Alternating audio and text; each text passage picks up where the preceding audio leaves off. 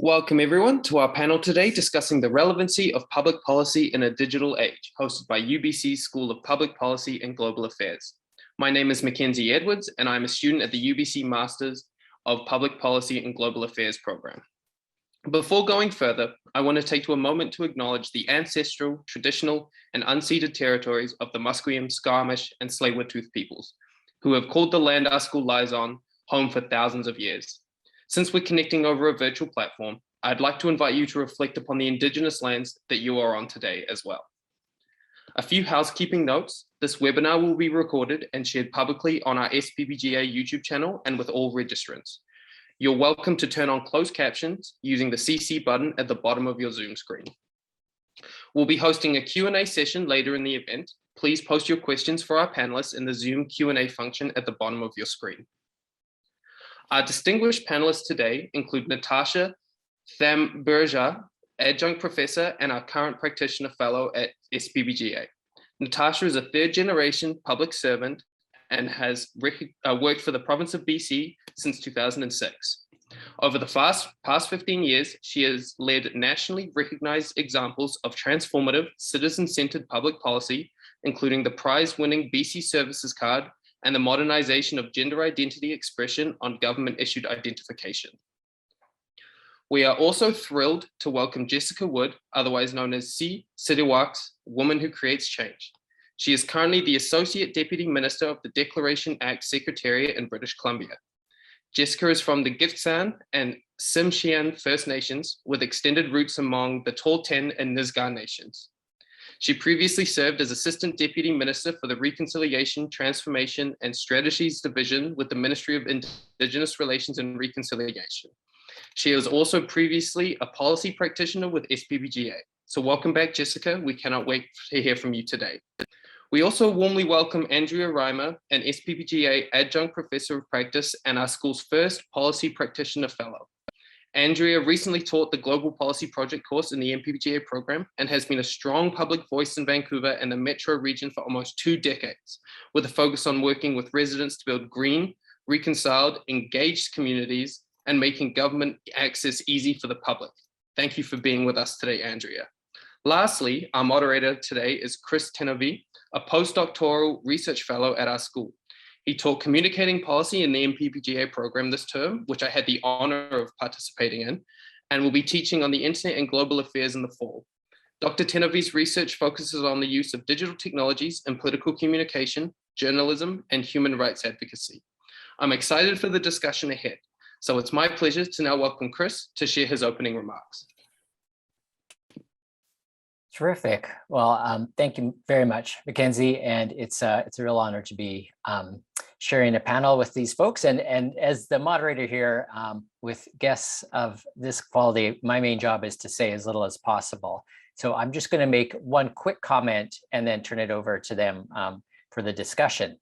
And that's just about this framing of the conversation today as being policymaking in a digital age. And what a digital age is can be quite ambiguous, and we might have different thoughts about that.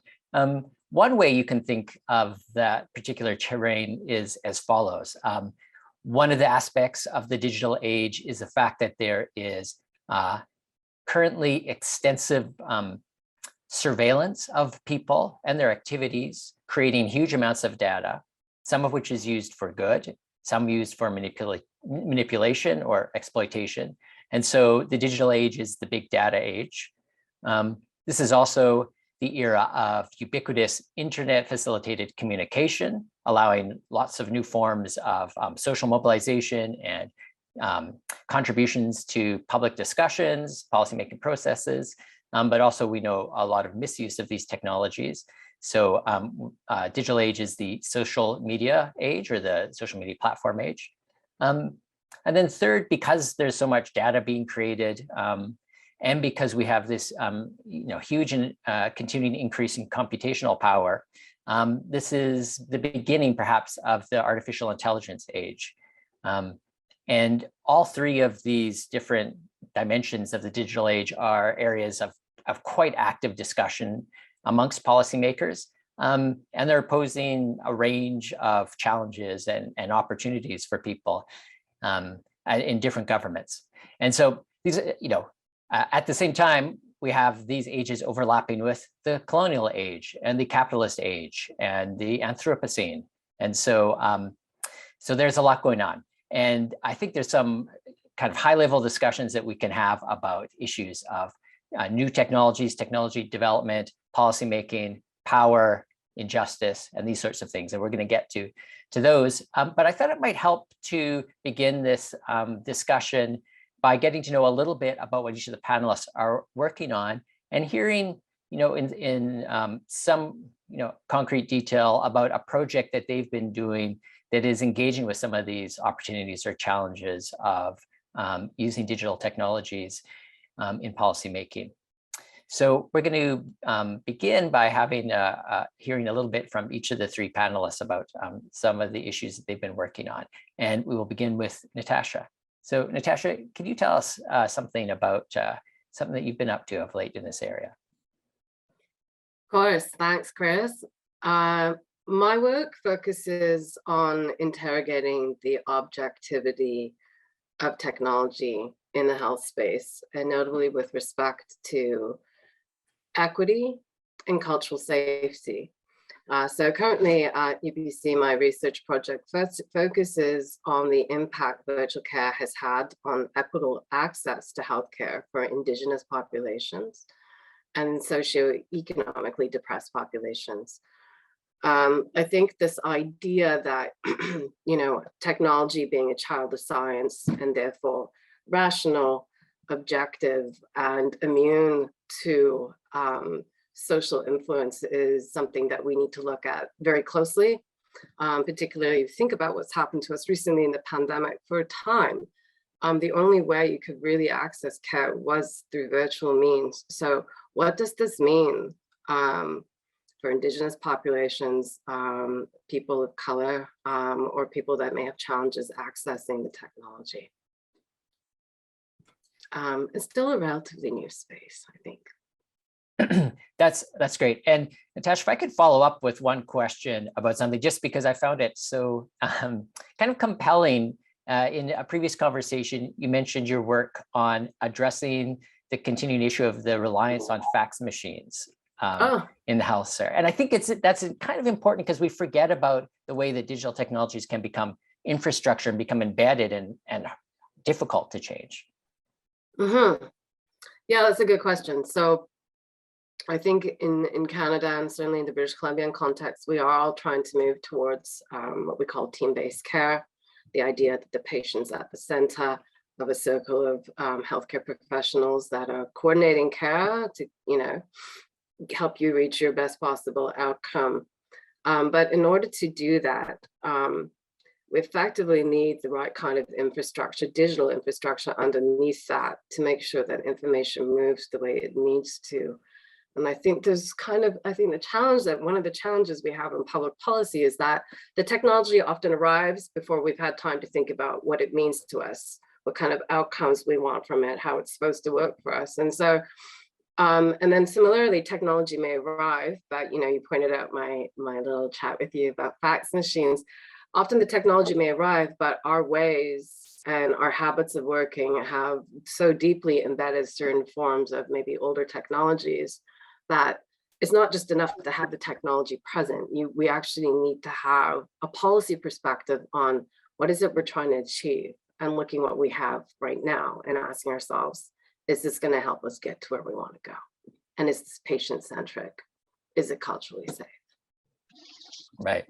I'm sure we'll get back to some of these issues of how to foster adoption of new technologies and deal with the legacy of the ones we have as we continue.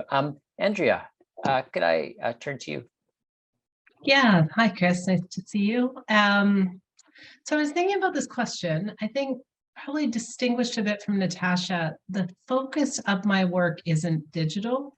At a meta level, my interest is in how to support courageous leaders to make bold policy. So when I was younger, I was a community organizer and did it through that avenue. I was elected to government for too long, in my opinion, for quite a while, 4 terms, and worked through those avenues. And now as a strategic advisor and educator, I work on that. So to me, digital is just one of many tools at my disposal to be able to support that. I was thinking though, reflecting on it back to a time, it's going to feel a bit like ancient history for you, but stick with me for a second here. In 2009, right after I got elected to City Council for the first time, I was working on the Greenest City Action Plan. So now, like, we think about climate as a mainstream policy. At that time, it was the first major piece of environmental policy work being done by a municipality in Canada. So we brought together, like, it was a big lift. And we brought together a panel of experts in different areas, and we had a big meeting to kind of kick it off. And I asked them, how do you want to stay in touch? So to early 2009, they're like, well, you know, email, etc. But what if we had a Twitter account and a Facebook page where we kept other people, like we can keep each other informed and other people. So, you know, I was coming out of community organizing. I go home, I set up the Twitter account and the Facebook page and send just a little note to the city manager saying, oh, by the way, I did this thing.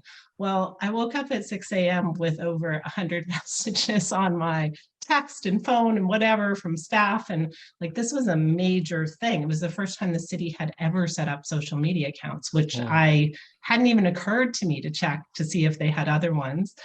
I mean, in fairness, a counselor shouldn't have been setting them up. But in any event, I end up in this big meeting at about 7:30 that morning with senior managers and city manager and the mayor's staff, and, you know, having this big talk. It got quite heated because, you know, I stopped and I realized, like, I asked them, what are you afraid of? Like, why are you scared of social media? And their response, I don't want to put words in their mouths, but as I heard it, was that they were afraid that people would say negative things about the city. And I was like, look, people are saying negative things about the city, but it's better that we know what they are and have a chance to have a dialogue.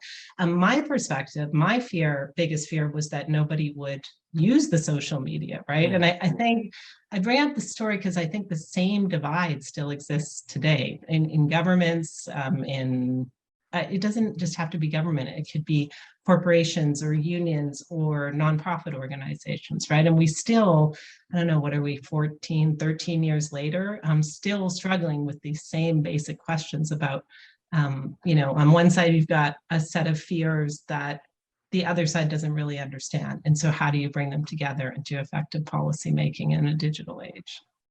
Yeah, right. And a good example of people being afraid of the fact that technology can cut two ways. You know, you can share and you can hear those encouraging or maybe useful comments, but then the possibility that the same platforms are being leveraged, not only to be negative towards the city, but something we've seen increasingly is, you know, abusive, hateful towards other people who might be on the same public platform. And that's a whole issue that all kinds of governments and policymakers and politicians are trying to manage these days. Well, I think at the time I thought they were two ends, like two poles in a debate, when in fact, as you point out, they both come to pass. Like, it's both very negative without any productive dialogue in many cases. And also people aren't using it because it is very negative, right? So it becomes just the negative voices and not an actual dialogue space. Right, yeah. Okay, well, thank you, Andrea. And now, Jessica, if I could hear a little bit about what you've been thinking about and working on. I must say, so happy to join you today. So I, like Andrea, I'm not focused on the policy interaction with digital technology, but what it does bring up is a number of things that we navigate through the communities and the work that I do. First of all, we have generations of our knowledge keepers who are, of course, afraid of technology and resistant to using technology for any form of communication. And then you have our generations of young people who are dependent on technology for communication. And so that divide within our generations has a big impact on how we govern ourselves as Indigenous people. So in my role now working for the province, one of the ways in which this comes to bear is really like we just worked on the Declaration Action Plan, first action plan in the world to implement the UN Declaration on the Rights of Indigenous People, first jurisdiction in Canada to pass legislation to advance the implementation of UNDRIP within our jurisdiction. And it requires us to do a few things like align our laws, also to develop an action plan in consultation and cooperation with Indigenous people. And we did that, and we hosted 150 meetings. We had more than 100 written submissions, and we received more than 100 feedback forms as well. Now, there was a huge online portal and what we had hoped to be one of the most dynamic pieces of provincial engagement, as an example. We were doing so at the front end of a pandemic. And we were doing so at the front end of a pandemic where nations and Indigenous people and everybody was preoccupied with a single thing. And then you add on the barriers of technology. You know, our province is not flat. We do not have universal cell phone coverage. We don't have universal internet access, and the province is doing a lot of work on that. And so as you started to try and include members, individual Indigenous people, communities, nations from across the province to all have input into this one thing, the mix of those things made it incredibly difficult, which we've become a little bit more accustomed to the pandemic. And recently the anti-racism data legislation, over 13,000 individuals engage on that piece of legislation that was recently introduced. And so what made that successful? And how was that facilitated? And so those questions are coming up about access, equity, reliability, safety. We have concerns with freedom of information. And as Indigenous people, we've often been mined for our information or mined for statistics. And so there's a reluctance to participation. All of these things to say, digital access is not necessarily equitable, and it's built blind. It's built with some assumptions of neutrality, which in itself tend to convey and implement a bias of technology and access to it. Sure, everybody could at some way, shape, or form probably find internet access in the Lower Mainland. If you are resource restricted, that may be at a public library during opening hours. How do you get to that place? Do you have the actual literacy to be able to access, and would this be your priority if you did? There's so much that we do now that's dependent, even access into businesses during the pandemic, of having your vaccine passport on your phone or a copy of it printed for you.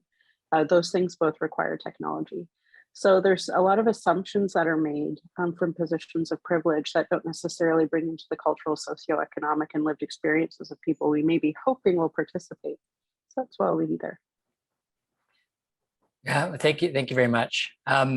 Jessica, that there's such a lot of issues that came up in what you're describing there. I think one of the, strikes me right off the bat is that there has long been a hope that digital technologies are opening up people's access to things, lowering barriers to access. And you mentioned kind of the even just the accessibility to the internet. So I took a quick look at some figures and saw that I think these are fairly recent. They're from the Canadian government, which has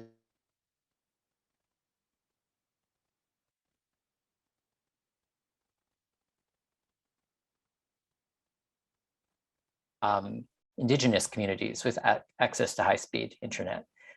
So, I mean, we could talk about access or maybe that very basic infrastructure for access or other things that are getting in the way of access.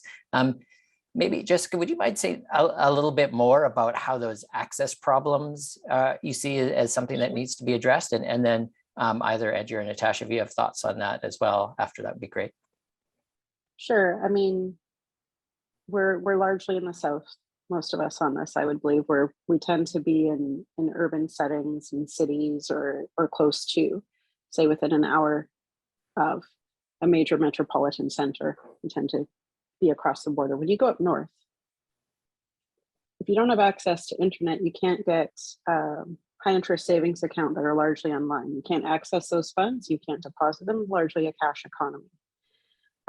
You can't access the types of programs and services that might be available provincially, from rent support to other things. You may not be able to meet with any service provider, whether it be anyone from a physician, as Natasha has brought up, where we have to also, train individuals to have the camera, if there is internet access, at the patient and not at the nurse. There's very simple things like that where you have communities that are dependent on that type of communication at essentially a dial-up speed. So how do you do a physical examination? With dial-up speeds? It's actually faster to send a fax.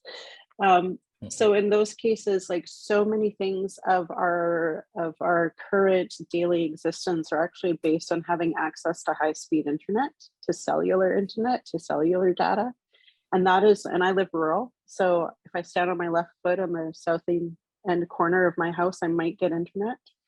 And that is something that many take for granted. And many of our policy developers take for granted, and many of our service providers, everyone from banking to direct services and healthcare services are providing, isn't equitable.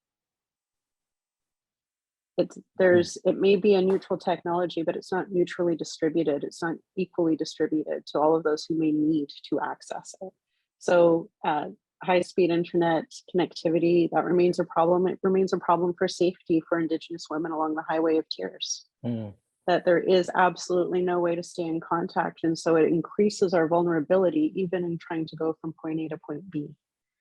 So these are all things that contribute to a number of policy challenges that we as public servants and policy developers have to tackle simply because of the lack of technology, the lack of infrastructure that actually supports ongoing communication and therefore in some cases safety. Thank you. Natasha? I agree with what Jessica says. The benefits of technology are, it's very apparent that they're not neutrally divided. You think about it from a healthcare perspective, just if you're living on Haida Gwaii, best case scenario is sometimes you're going to get a text message, forget a phone call, or even something a little more sophisticated like a video call. Paradoxically, though, it does seem to improve things for some. So, for instance, something that we saw part of the pandemic was with the introduction of, effectively a virtual walk-in clinic.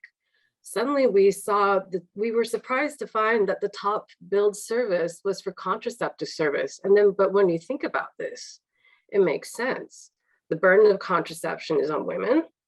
Even if you had a GP, unless you're really on top of it, you might have to wait 2-3 weeks to see your own GP to get a renewal. Or worse, you have to go into a walk-in clinic, take time off work, or go to an ER. And so it makes sense for them because they're not taking time off work. It's a phone call, it's 20 minutes. Maybe you can find a quiet place and do it. So yeah, so there's some things that are positive, but on the other side of this is that, as Jessica says, the people that are most likely to benefit from things are likely situated along the 49th parallel in, urban or peri-urban centers. And so what does this mean if now suddenly, we say we set up a service and now suddenly maybe First Nations communities are getting a virtual doctor? Well, but that doesn't solve for what is the reality of the situation, which is maybe at best you see a community nurse comes through your community every 6 to 10 weeks. And that's the only in-person care you get.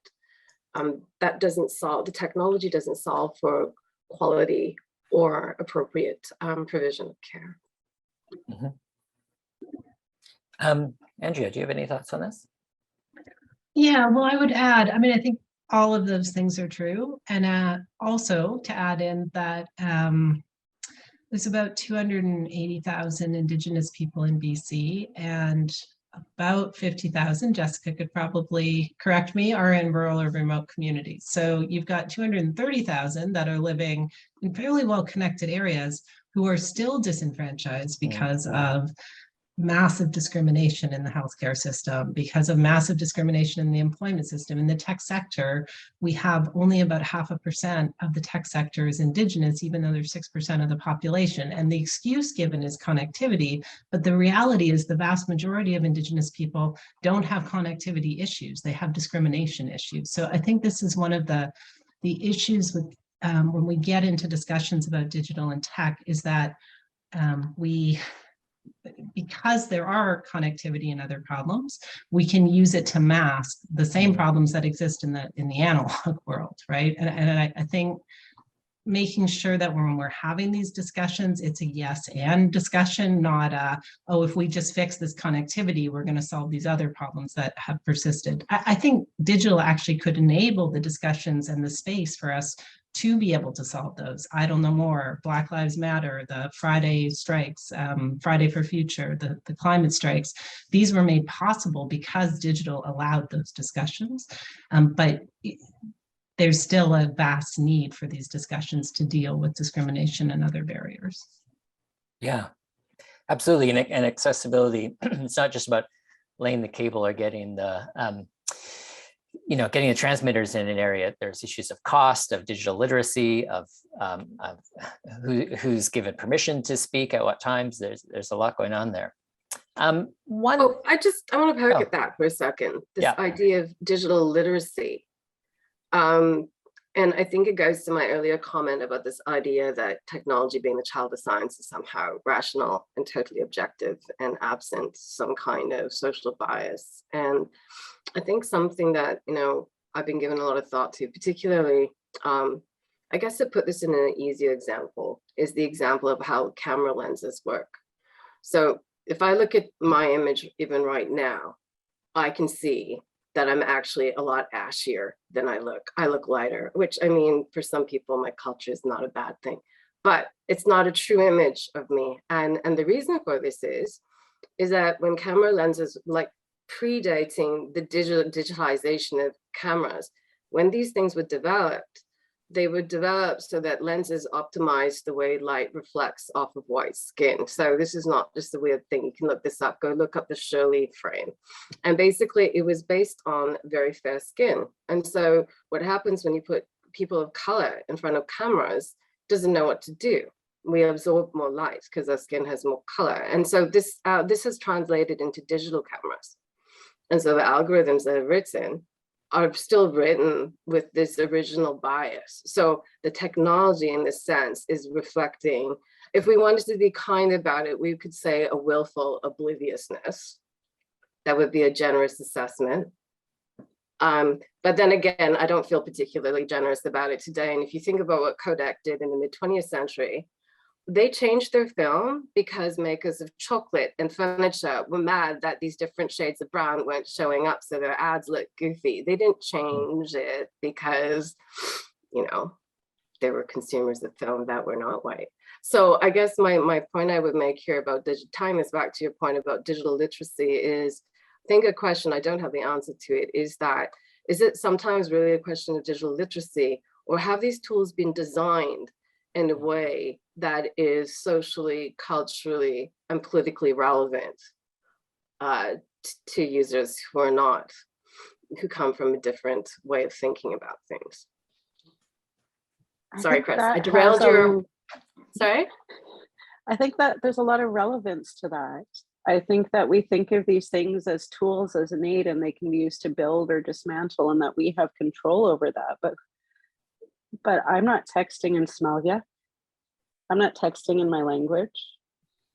The alphabet that we use on our keyboards is not mine. We're adapting around it.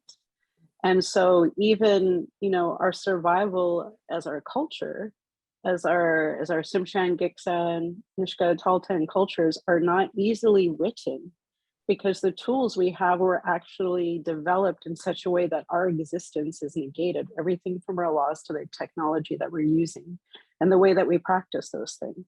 So I think there's something to be said about the myth of bias, the myth of unbiased, that technology itself is neutral. And I think we can co-opt those things, and I absolutely intend to do so.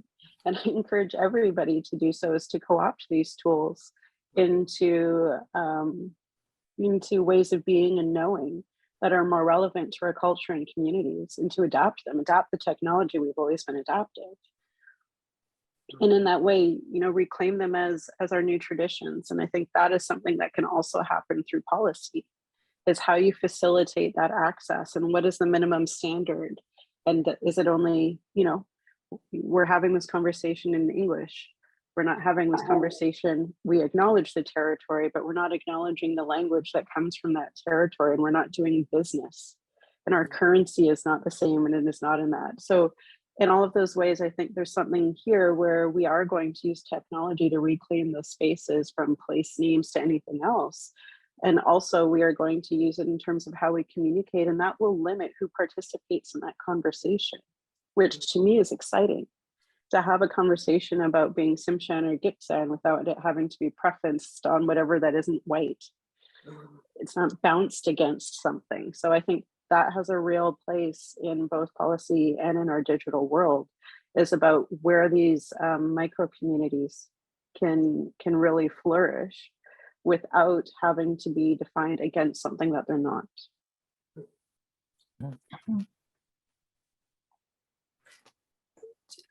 Following up on that, again, one of the hopes of digital technologies is that they do facilitate more possibility for public engagement, public contribution to policymaking. And I'd be curious to hear a little bit more either about what you've been speaking about most recently, about some of the obstacles to, even though it's technically possible, the ways that there are built-in aspects of technologies or implicit biases in how we're approaching things that are not allowing us to take advantage of these capacities for inclusive consultation or bringing people into policymaking, or examples where you've been working on and you've seen it go well. Does anyone want to talk about that, about bringing people into policymaking? Yeah, I'm happy to dive in on that. I mean, I named some of these. I mean, from my perspective, someone who's interested in massive transformative change. Black Lives Matter, Idle No More, the Fridays for Future. I mean, I've been doing organizing for a long time now, 35 plus years, and the amount of energy and dollars and human time you would have had to put into organizing at that scale on those issues in the past, it was prohibitive. And those communities were so marginalized, they don't have access to the resources you would have need to do it in the analog world. So digital made that possible.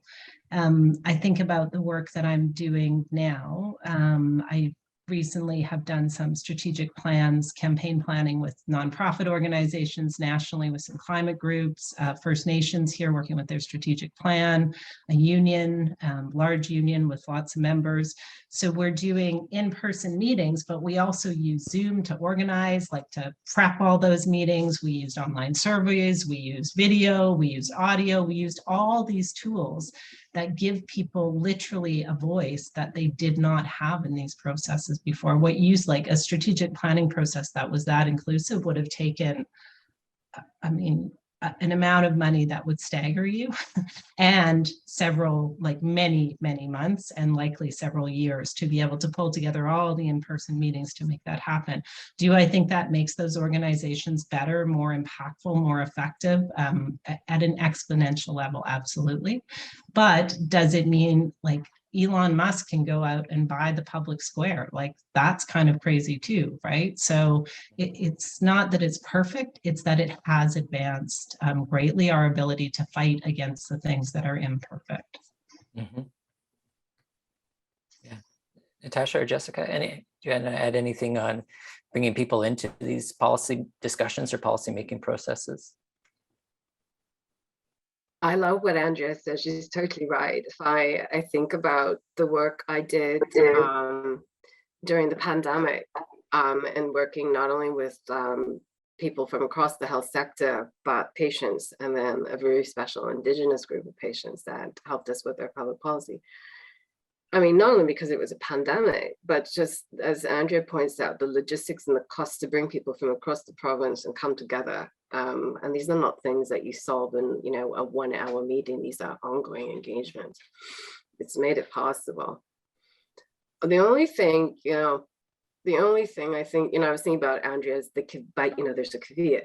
The one thing I think about is, particularly in the digital space, there's still people that are not, there's a whole bunch of people that get missed. Their voices get missed because they're not able to participate digitally. And for me, like when I think about it, is like currently a researcher or previously and soon to be a public servant, we have a finite number of ways to reach them officially, and the channels are all digital. And so we're wrestling, and this is not something anybody's really cracked well, but it's like, how do we reach people in a digital age that aren't actually digital so that we make sure we understand their perspectives? Because otherwise there's something I think potentially quite significant missing there. I agree. Like, I don't want to diminish that. I'll also put forward, because I think packed into that when we talk about that in public policy making, is the idea that before digital, everyone had access, which they sure as heck didn't. I mean, the amount of English language literacy, confidence, entitlement, whiteness, maleness, affluence you need to get up at a microphone during the day at a public meeting, because that's when those things happen, to be able to assert for your what you perceive to be your rights or your desires in the world.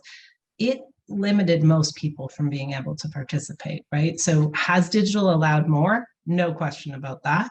Has it allowed everyone? Not even close. So, I mean, that's the tension, right? Is like holding this up against perfect versus holding it up against better. And then what's the next step we need to do to make it even better? Mm-hmm.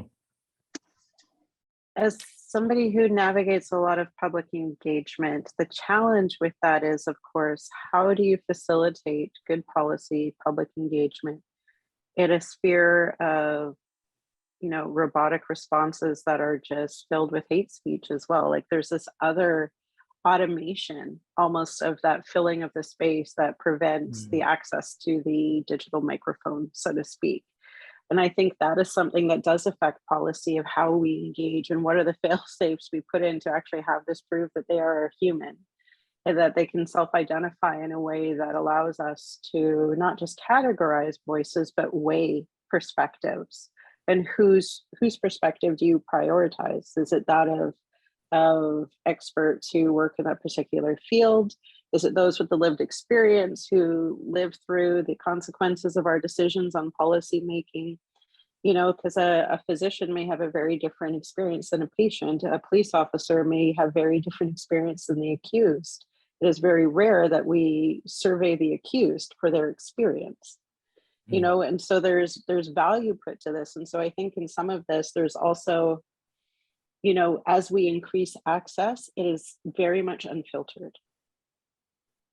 And that priority still tends to skew towards the privileged who tend to be white, tend to be male, who are used to taking up space in a number of areas and whose privilege tends to permeate the technology that is developed and therefore is geared towards in a certain language, even the technology of how it's shaped.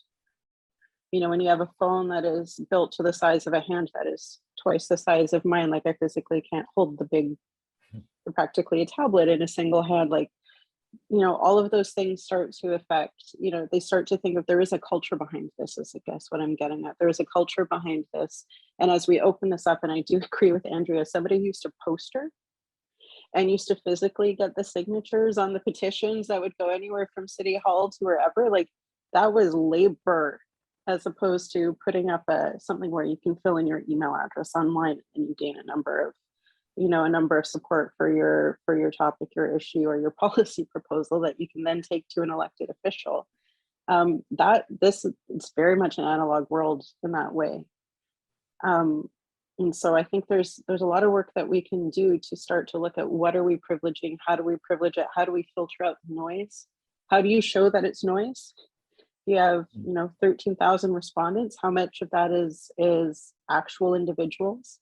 And so I think that's also a really interesting, who's the arbiter of good in this, I think is a very interesting discussion. And as we build policy, are we qualified to be the arbiters of good around this? I imagine a challenge for policymakers, I'm especially thinking here about the ways we do online communication is so often, whether it's a phone that's been designed by a company or Twitter that has been designed by a company with particular interests and that might be bought by someone else who suddenly will change those interests.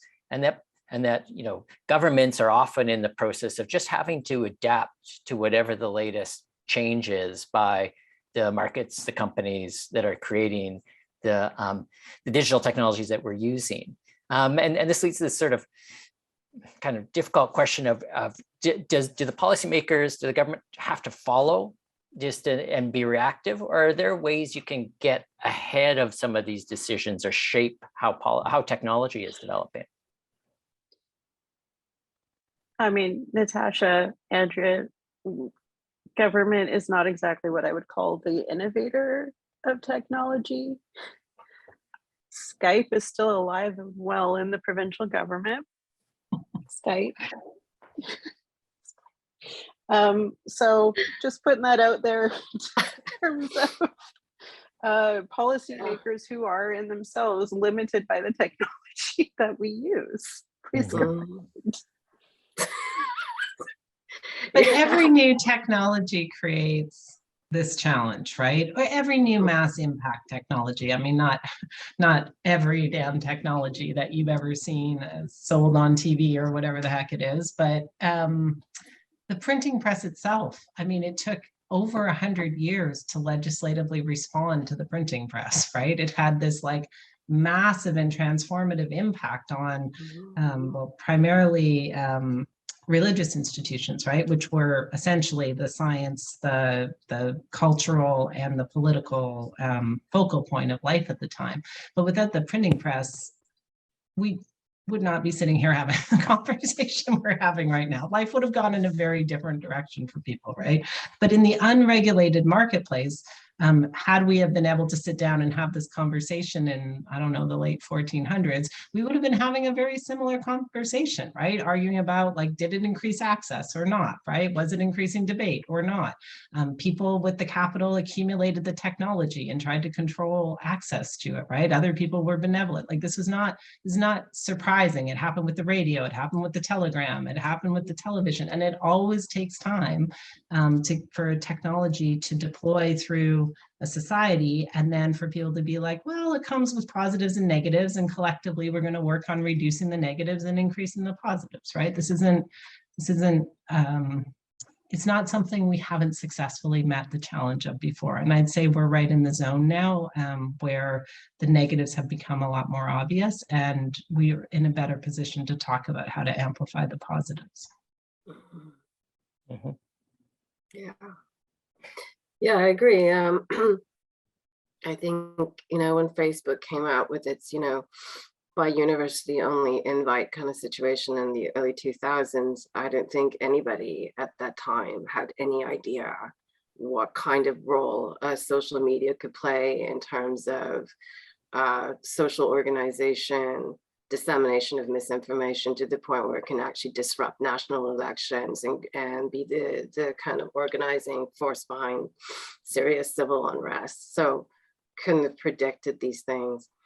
I think as a policymaker, often we're presented with this sort of idea that the tension is, well, what's the right touch? They call it right touch regulation. We talk about this idea of, well, you don't want to constrain innovation, but increasingly find myself thinking about this idea again. We're coming back to these ideas of linear progress, technology equals science equals good, and untethered to a vision, which this is something that policy is extraordinarily good at setting, which is it's the ground for where ideas get contested. You're supposed to come out at the end of it with something by consensus that either creates law or it sets a path for us. In the absence of actually having that conversation, and we're trailing behind technology in a way can become a sort of mindless thing for itself, outcomes that are, we're just sitting and waiting to see what happens. And I wonder whether we're actually in a space now where we actually need to be a bit more mindful. Certainly people like Elizabeth Warren and others were very concerned about the sort of, the space that social media platforms occupy. They're transnational actors. They're not really governed or ruled by anything or anyone, generally speaking. So I think there's something in there for that. Particularly, as we say, like, we have a history of data being mined and being used in ways that are harmful to certain populations. So too, maybe we need to consider that technology can be used in this way, and it is being used in that way, to harm certain populations. So, I mean, speaking of data being used, one interesting development in BC is the Antiracism Data Act that has put forward recently in the provincial legislature. And I know this isn't specifically any of your areas, so I'm not going to ask you, too in-depth questions about it, but it strikes me that a government act that is very consciously not only oriented towards addressing some of the inequities of data collection or the way that data is collected or the categories left out, and try to, yes, use technologies, but also other ways of engaging people, even in coming up with the vision for that project is, maybe something we can learn from as a model for technology-oriented policymaking. Is that too rosy of you, or what do you think? What did you think of the aims or process of that legislation? Well, I can speak to a little bit about the process on that legislation, specifically for a number of reasons. Of course, it's in the context of the Human Rights Commission being reinstated, of a number of other legislative pieces, including the Interpretation Act. We made amendments so that if you can read a statute in line with UNDRIP, you should. That very much helps with statutory decision making. So you don't actually have to change a law, but you can reference the context in which you should be using it.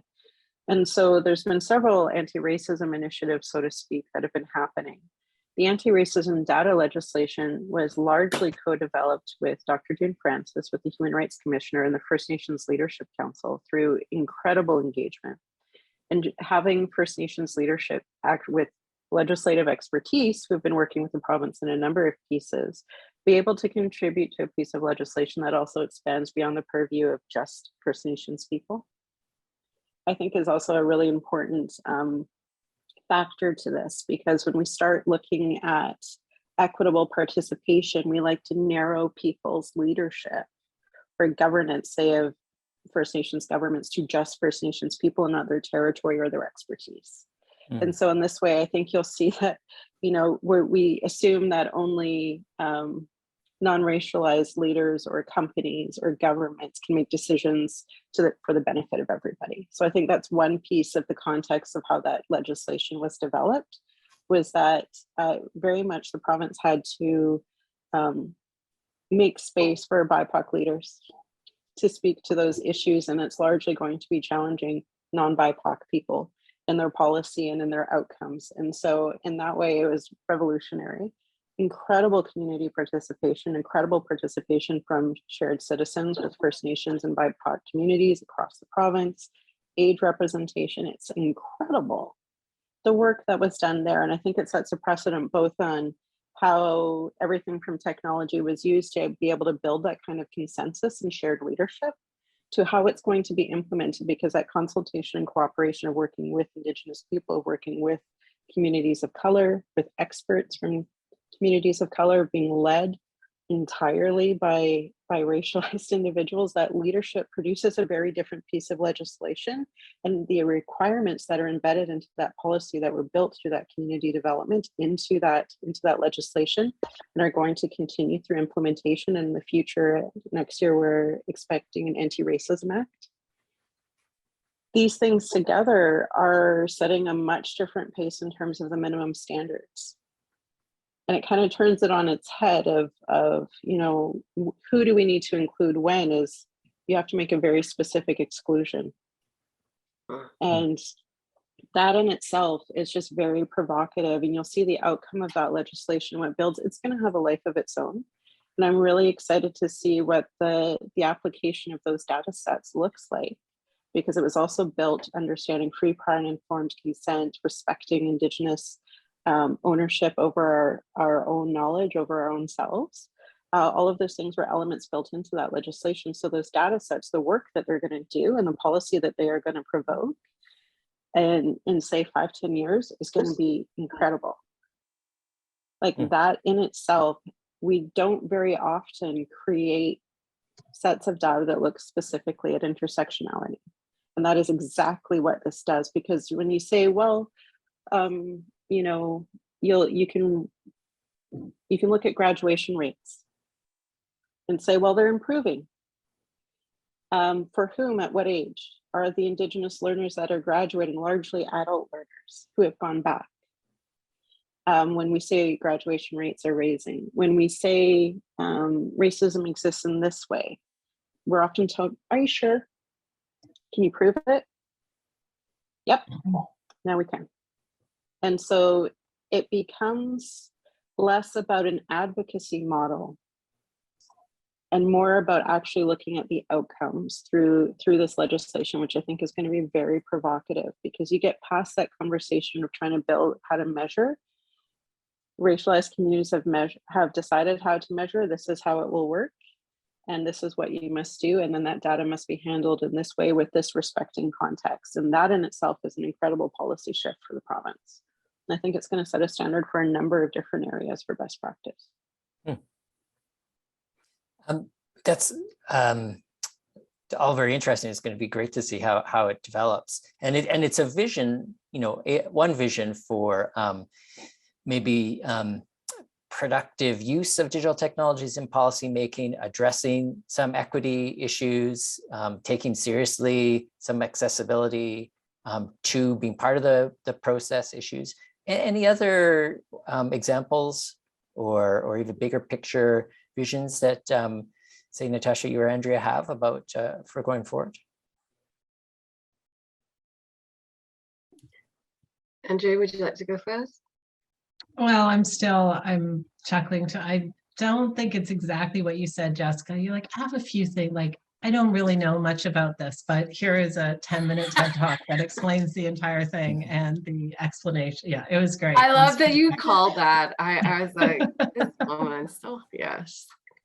I just have to say, Parliamentary Singh and Associate Deputy Angela Cook are really the absolute deserve all the credit of this. I'm just gleaning off of their crib notes. So all respects to Parliamentary Secretary Singh and Associate Deputy Angela Cook.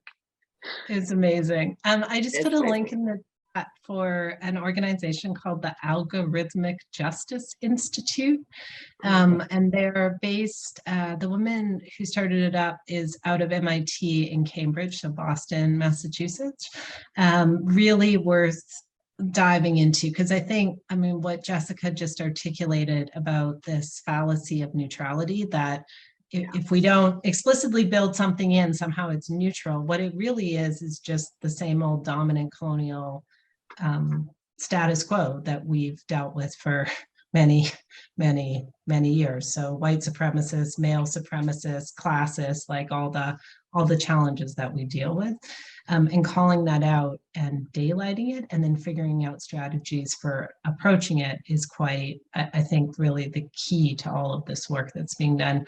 This concept of values neutral innovation as well, like I feel like I can't let that go, that I think it's really, along with the idea that capitalism or the accumulation of capital is always good, the idea that innovation should be somehow values neutral is kind of crazy, right? They're both a form of cancer, that if you just keep letting them grow and grow, it literally eats everything alive around it, as we've seen with unchecked capitalism, but also as we're seeing with values neutral innovation. If we don't have a reason or a mission for mobilizing resources behind an innovation, why are we doing it at all? Well, oftentimes the answer is the other one, right? Capitalism, because we need to accumulate capital. So it's not, I mean, it's not to say that accumulating capital is bad. It's to what purpose, to what end, what results from it. And this is why Jessica points to data. If you can't measure it and show outcomes, then what are we doing any of it for? So I would leave it at that, but I really encourage people to check out the Algorithmic Justice League for what they're doing, but also their articulation of their theory of change is really strong and could be moved into any number of digital areas. Yeah, I'm very support. I totally agree with that. I think you know, innovation that is not actually tethered to you know, our concept of a social contract. I mean, we could have another conversation about whether it's broken or not, but for all intents and purposes, innovation that is untethered from the social contract and our concept of civil rights, civil liberties, human rights, anti-racist approach is a mindless beast in its own right. I think Jessica's words about how this work that we're seeing unfold in BC is going to turn things on its head. I think it will. I've put in the chat there for everyone the link to the report. That's the basis for what we're seeing now. So it talks about the grandmother perspective. And this is really interesting, right? Because people, when they look at me, they're like, oh, well, she's digital, or like it's technology. And in fact, I'm actually probably one of the least digital people you meet. I never had a smartphone until my job made me get one. In government, I just never liked the idea of people being able to get a hold of me anytime they wanted, but that's just me. But this grandmother report, the grandmother perspective, I mean, this is what's important. We want to know because we care. That's, you know, that's a very revolutionary way of thinking about data, I think. And so like, when you talk about policy in the digital age, isn't because we're writing it about the technology or digital things or in a tool itself. It's actually profoundly social in its right, which is you have to think about, well, what do we want? What is the current state? What is the issue we're trying to solve for? Who are we solving it for? What outcomes do we want? And then think about, okay, well, are digital tools appropriate here? This is something that can help. Doesn't need to be accompanied with something else that's not digital. And I think that's you know, one of, I think, the big pieces for us to chew through, and I think a very new space for all of us, but a space that we kind of need to work through together. Yeah.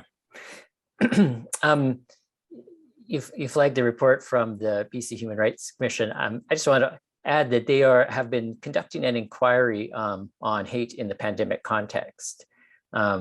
And Professor Heidi Tworek and I have a report on online hate in the pandemic that's coming out from there too. So BC Human Rights Office of the Human Rights Commissioner is doing some really interesting work on a range of topics these days, and certainly worth keeping an eye on. We're going to have a few questions from some current Master of Public Policy and Global Affairs students, but just before turning to them, a quick question, final quick question for you. I mean, because we are having this conversation organized by a policy school, is what do you think students of policy and policymaking should be learning or should keep in mind before embarking on a career?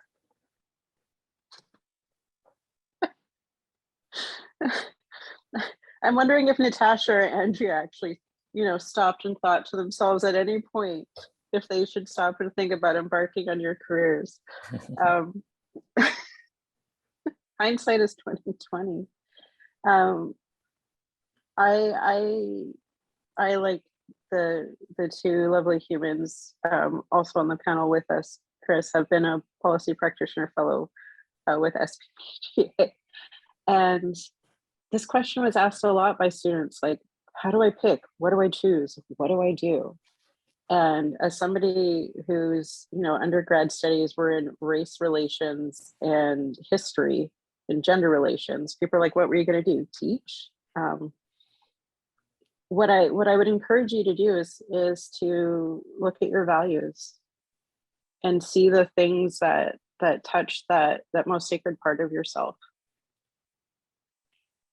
Whether it's, you know, elder care, whether it's how communities and you navigate the streets and wanting to find safety and ensure safety for your whole family or your sister or your mother or your daughter or your son or your uncle, whatever it is that thing that you believe the world needs to shift, that's the policy you pursue.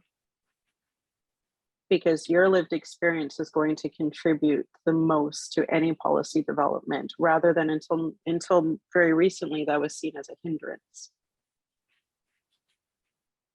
That expertise, that lived experience, we need people who have that experience to be able to design our cities, to be able to do built form bylaws. Anything you can imagine is built by people. Anything that we do is just, and we give it power because we wrote it down and we put a logo on it that applies from a crown government or a city or a department, but it's all just people. I mean, policy is a beautiful thing. It can be used to build or destroy, but it's not neutral. Residential school was a policy. It's not neutral. Whether or not a missing person is investigated is based on policy. It's not neutral. So whose lives do we value? What do you value? And what do you think is most important of that, and pursue that? Natasha, Andrea?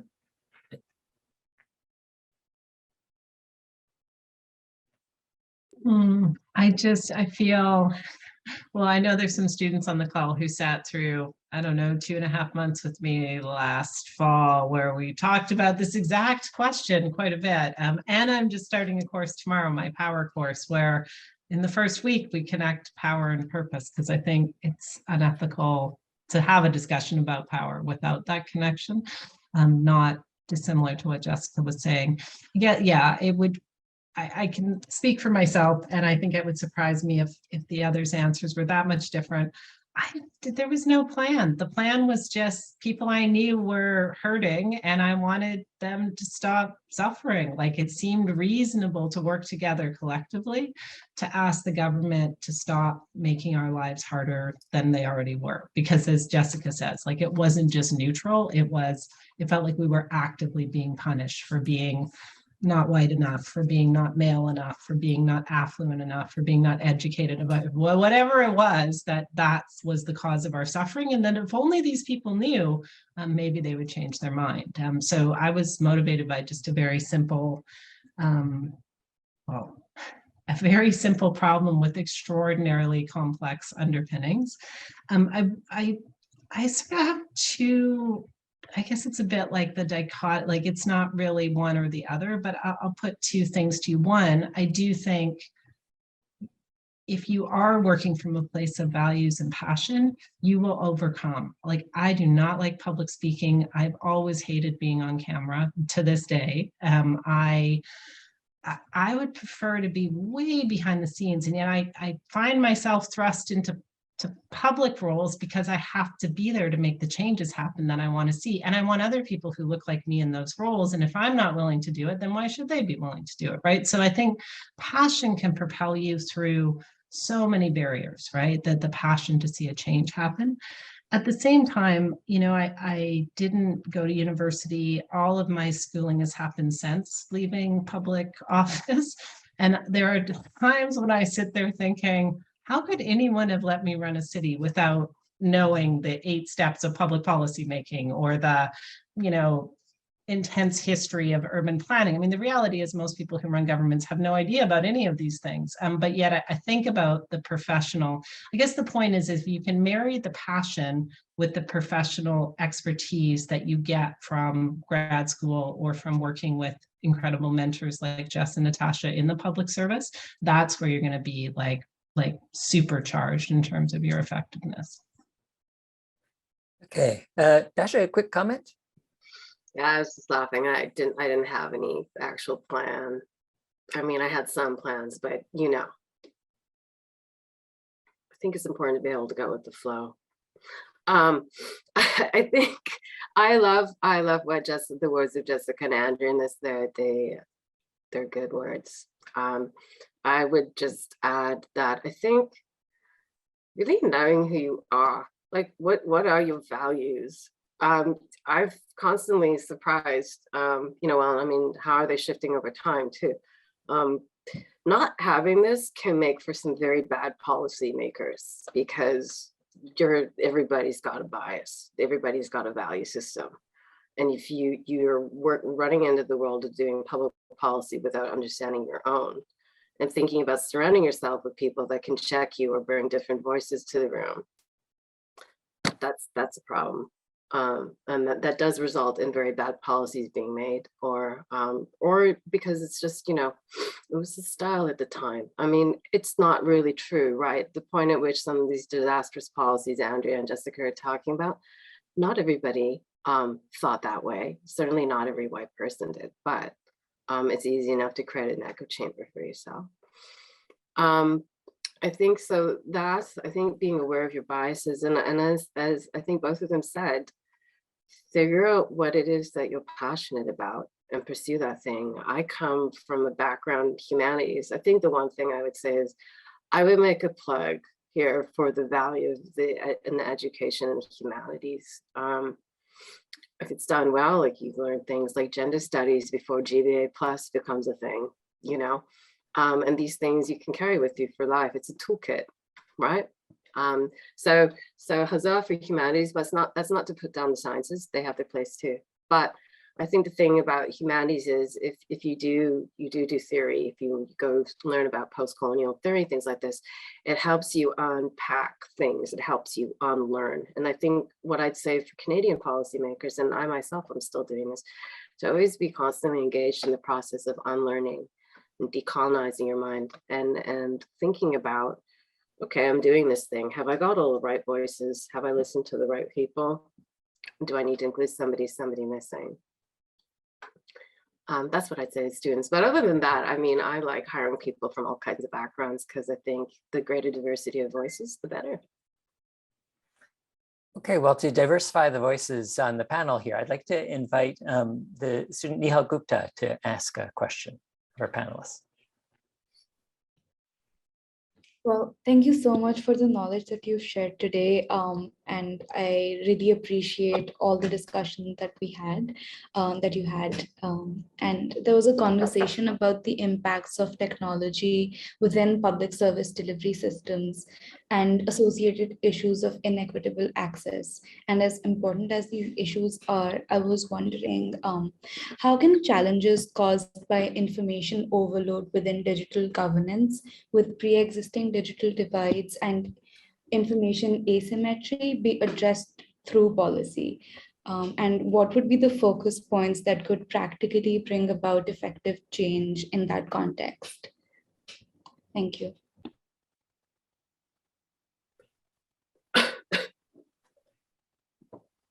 I'm not going to foist an answer order on folks, but if anyone wants to indicate digitally or with their human hand or glance that they're ready to say something to that, I'll turn over to you. I'll say something briefly first, and then I'll defer to the words of Andrea and Jessica. I may not have completely understood the question, so I'll just say that, I'll just put that out there, because that was a well thought out question, which honestly I probably could do a PhD thesis on that alone. But what I would say is this. A thing that I found over and over again when practicing policy in this particular space is that it's not like these issues are not new. They were already there. So like, you listen to what the words of Jessica and Andrea, it's not like there were issues with racism that only just popped up because now we're all digital. It was already there. It just gets inherited and transformed in the digital space. And then what you find is that policymakers, the pressure to solve it seems to be all that much greater. The focus on how well you're going to do it is so much greater. And when in fact, I would argue, we should be looking at the traditional bodies of policy that already exist to say, what did you do over here to solve this when it was in an analog form? And more times than not, you're going to find they haven't solved them. It's just getting inherited over here. And so I guess what the thing I would posit there is that I'm not trying to say it isn't a problem that we should be looking at, but I think the idea that it's uniquely over here and it needs to be solved over here might not, I don't know. I'm kind of trying to fight that approach right now anyways in my own space. Well, Nihal, that was such a rich question. I think we might need to take a little more time to ponder it. And we also want to make sure we have a chance for a few more questions to be asked. So let's turn now to Saba, who has a question for you. Hello. My question is about the use of technology and its impact on our health and well-being, and the climate and how that connects to cultural safety. So I'm just wondering your thoughts on that. Keeping it broad. Okay, thank you, Saba. I think there's a lot of answers to that, Saba. I was just typing a reply actually to Shiraz in the Q&A, and I think my answer to you might be a bit similar to him. It's anecdotal as opposed to like stemming out of wide research on it. But I think that what he was asking about grandparents and their connection, and I was like, look, purely anecdotal, but I know my mom and kid set up weekly calls during the pandemic, which, you know, frankly would have been technically possible beforehand. But the pandemic, you know, the familiarity with the technology, we finally moved past Skype to Zoom, thank God. We used to do Skypes infrequently, and I would, if anyone's ever talked to their mother by phone through Skype, yeah, it's just like, it does not improve a relationship, let's put it that way. So I think having better technology, a reason for these regular calls, really has made our family much closer than it was before the pandemic, which is sort of weird, right? Since we didn't see each other for like in person for so long. I think from a cultural safety standpoint, similar things were happening. Like my trans kid spent more time in trans spaces online, right? I learned, it's going to be a lifelong process, but made great strides at learning my Indigenous language, spent time with Indigenous women on screens, and one day had this epiphany looking at the screen. And don't get me wrong, I'm not that, I haven't had time in my life to worry about how I look very often, but in this moment, looking at these 50 women on the screen, being like, oh my God, like I went from being a kind of, you know, funny looking woman, in my opinion, to being a beautiful Indigenous woman who looked a lot like all these other women on the screen, right? And that just would never have happened to me in another context. So it's not to say, like, I don't want to take these anecdotes and be like, so therefore everything's okay, but to say that I think there's been, over the last 2.5 years, these flashes of insight into the potential for cultural safety that could be enabled in a digital, using some of these digital technologies more mindfully, that would not have otherwise existed for us. The question is now, what do we do with them? Yeah. Jessica, I wonder if you have anything you might want to add around health, well-being and cultural safety as key issues to think about. I think all of that is tied to physical safety. I think technology, you know, we negate the ways in which it could be used to facilitate real safety for those who experience gendered violence, queer violence, racialized violence. It would be very easy to design an app, and this has been done in a couple of locations where they're hyper local, and that if somebody is in distress, you essentially hit the piece on your phone, and it's alerted to your network of those who may come and look out for your safety, so you're not alone, whether that's through law enforcement or whether that's through somebody who has threatening behavior towards you, whether or not you know them or not. But there's ways in which we could actually leverage technology quite easily to facilitate collective safety in a way that hasn't been facilitated before. The technology itself already serves to monitor our movements through apps and through cities and through territories. Why could it also not be used to then reinforce our safety? So there's ways in which cultural safety in our identities, in our genders, in our race, in our communities could actually be elevated through the use of technology and sharing that information. You know, it's the same thing that, you know, used to happen by fax or used to happen by voicemail, was bad date lists that now have become, you can share information faster so that sex workers have greater access to information on how to protect themselves from those who are predators who are posing as clients.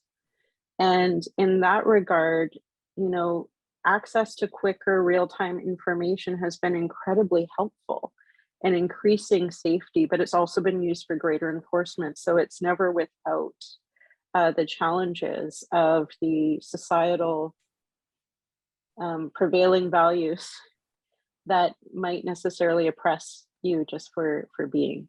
So in that regard, you'll see that through the states. I think technology is going to be both a monitor and an emancipator for those who are seeking support services for sexual health, that are seeking trans, gender affirming care, where there's all of these pieces of technology or pieces of policy or law that are restricting movement to be able to seek safety and care.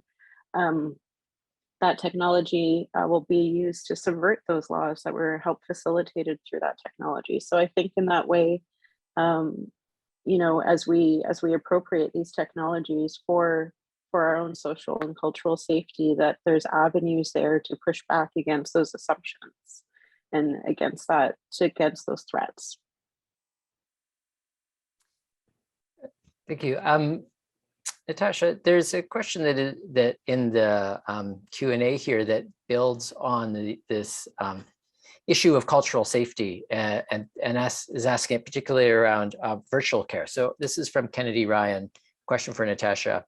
I really liked your discussion of challenging the assumed objectivity of technology. In your opinion, what is the biggest barrier to integrating cultural safety in virtual care today? That's a good question. I think it kind of ties back to the previous one I gave, which is cultural safety was already something we needed to do work on. We needed to introduce, I think, to improve, to build on, maybe in Clayton, like a lot of places where it just doesn't exist, create. And that preceded the introduction of virtual care during the pandemic.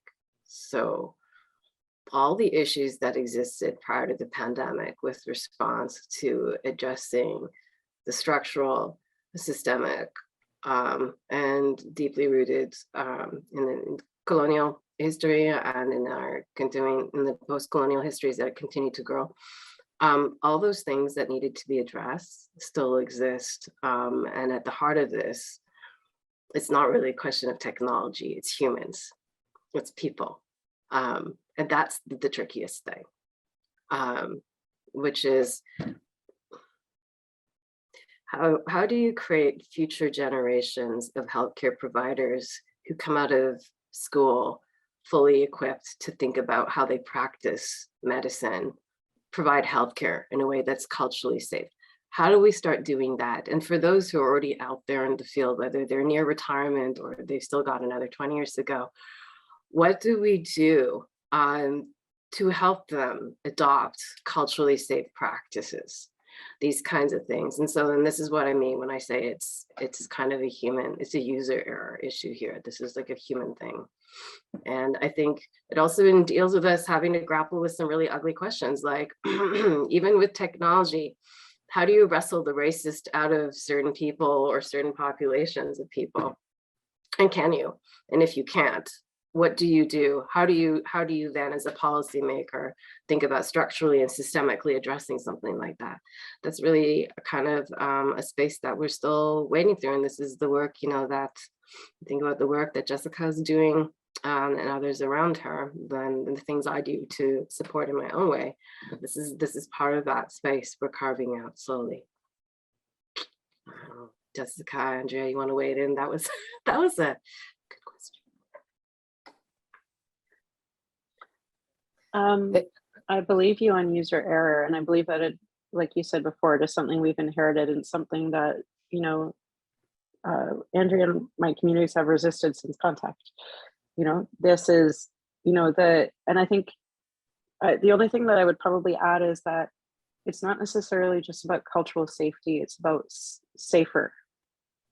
Because the only person that can decide if they are safe in this interaction is the one who isn't holding the predominant level of power in this scenario.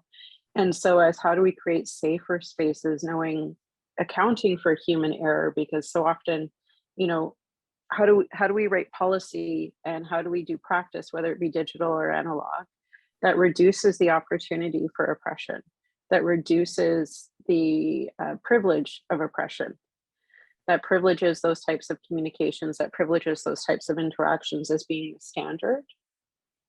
And then also the human response, which is so often, well, I was just doing my job.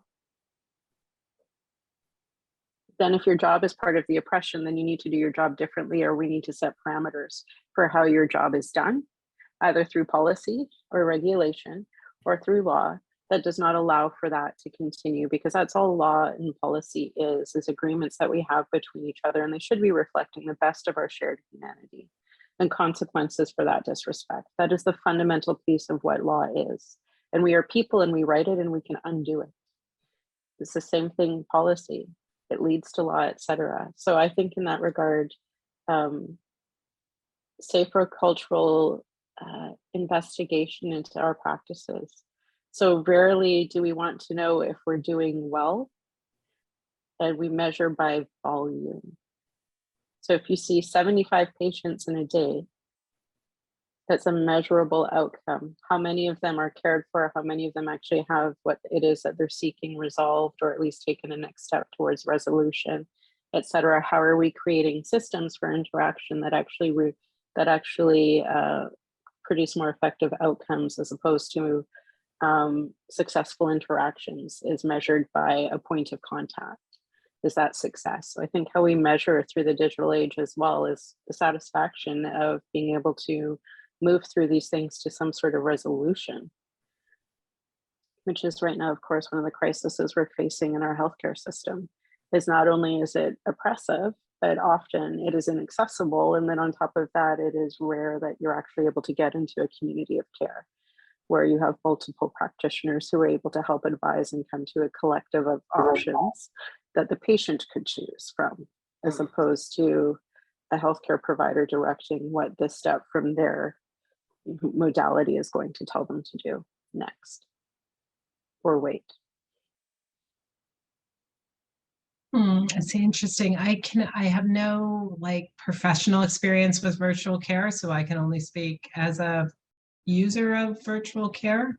I think my observation has been for people who are good advocates, sorry, that's such a judgment, people who have the resources to be good advocates, right? So they have the time, the confidence, the bloody-mindedness, I don't know, some previous experience, a mentor who helped them see that this can get them results.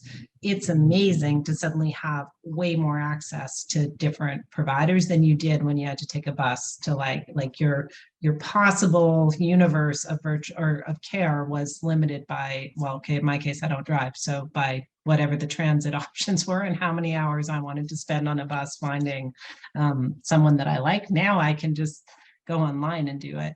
The flip side of that, though, I think, is if you're not that confident advocate who has these resources, the time and the energy and the knowledge and the feeling that you can and should deserve better if you're not getting great service, is that it's like no recourse whatsoever. I had a guy the other day, I was referred to a specialist and doing a telephone call with him. And he insisted I must have a headache because I had these other symptoms. And I'm like, I just don't. I don't know how to put it any more plainly to you. Had he have been in front of me, I feel like I could have negotiated a better outcome. But because it was on a phone, I'm just some stack of symptoms that aren't working for him, right? I'm obstinate, and obviously I have a headache that I don't actually have. So I wonder how that works for people who don't have the time and energy to do it. I don't know that I've given you any great insight other than to say, I actually have felt, for me and my kid particularly, who's trans, I think I mentioned that. So their healthcare, their positive experiences with healthcare are few and far between. Being able to seek out the providers who are able to give them that good experience has made a huge amount of difference in their quality of life. I think, Andrea, your comments on acquiring resources to be a good advocate for yourself in that particular context, it relates to a question we have from John Richmond here. And he writes, I'm a stroke survivor and social worker, and I start every organizing project by scaling up tech skills, for example, using Slack? How can we effectively build digital literacy and access among grassroots communities to level the playing field with power? And I think related to what you were asking, on the one hand, we talked about the digital literacy being a burden. You're saying you have to become more digital literate versus, making it so that it's not so much of the responsibility of the individual to skill up to be able to access something. But on the other hand, knowing it can be empowering to develop new capacities. Any thoughts on how to contribute to that? Yeah, well, I mean, the challenge for all of this is just the pace of it, right? And I appreciate John's commitment to doing it on every project. In my experience, the only tool that matters for a group is the one that they will all use. Because if they're not all using it, and it's not often a tech barrier, it's a I don't like it barrier, right? So, and that becomes incredibly challenging. Like maybe the thing they all use is showing up at a meeting every week at the same time. Like I know that's not tech, but if that's what they're going to do, that's great. So I think there's still the fact that human judgment needs to keep coming into play, and the skills, like the interpersonal skills around having the negotiation to figure out what the tech tool is that you're going to use, that remains a persistent, many thousands of year barriers for humans to try and sort these things out. Yes, Jessica. I think there's a myth with grassroots organizing that everybody needs to skill up. Most of the people that I organize with at the grassroots level are incredibly skilled at the thing that they're trying to do. And that because it is a grassroots community, there tends to be those who can provide that skill to donate. That skill will be sought out, etc. But grassroots organizing, I mean, we've been organizing the Downtown Eastside Women's Memorial March for far too long. And that is an in-person organizing, and it's something that we did try to do virtual through the pandemic, and we have continued to try to provide those options. It is community-based, and it is very much based by those people, regardless of your income, regardless of your status, regardless of your employment status, regardless of the technology that you can use, has been facilitated to be fundamentally very accessible and still being able to accomplish calling for a national inquiry, calling for the investigations into the fiction scenario. Like all of those efforts were successful because the community itself called on its members to be able to pull those skills or skill develop from within that. Many of the skills I have from storytelling come through working in my community. And so we developed those skills as a collective in different ways with people with different strengths. So I think in some of this, there's the idea that the universal use, or the part about accessing safer care and healthcare, is also your support network. Who do you have to advocate for you if you do not have the words or the presence? I have a very different effect as when I put on my title to being able to advocate in different scenarios for different individuals, because I have a certain level of privilege that I can exert, or a certain level of training or education that I can exert into a situation. And 9 times out of 10, I'm using that to hold space for somebody else who has the expertise, but not the access. And that can be facilitated through digital tools as well. We can use those collective voices, those community voices, to be able to change policy and not necessarily have everybody individually accessing that survey from a cell phone.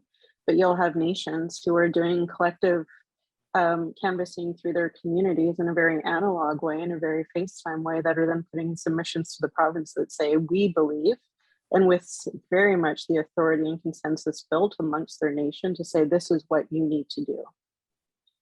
And so I think in that regards, there's also the human element of this, that these tools should serve us. These tools should serve us as humans, and they shouldn't be prohibitive that, one submission that represents the voice of several hundred is just as powerful as, several hundred putting in an individual opinion into an engagement. So in that regards, I'm really interested in what simple technologies can do to raise the sort of social democratic participation of really specific communities into different places, but not replace the absolute cultural and community safety that is built up through that collective. Thank you, and Andrea, thank you for answering the question in the outstanding question in the Q&A there. Well, we've come to the end of the time we have, and I really appreciate the conversation we've had. Thank you very much, Andrea and Jessica and Natasha, for talking us through some of the kind of complex issues that go far beyond, talking about the technologies and really into the societies and the value decisions or made or not explicitly made that are complicating our use of technologies in policymaking. I just want to announce to others, if you enjoyed this conversation, there's another question that I think you'll really appreciate, another conversation you'll appreciate coming on May 25th. Again, this is going to be hosted by Natasha Thambirajah, our wonderful convener of this conversation today. It's a webinar on institution-led social reform and justice, and it includes Natasha, Dr. Daniel Metzger, and Grace Lohr, who is the Parliamentary Secretary for Gender Equity in British Columbia. So I'm sure that'll be tremendously interesting. Thanks to you three, thanks to our students who contributed and to the organizers, and thank you to all the participants. I hope you have a great rest of your day.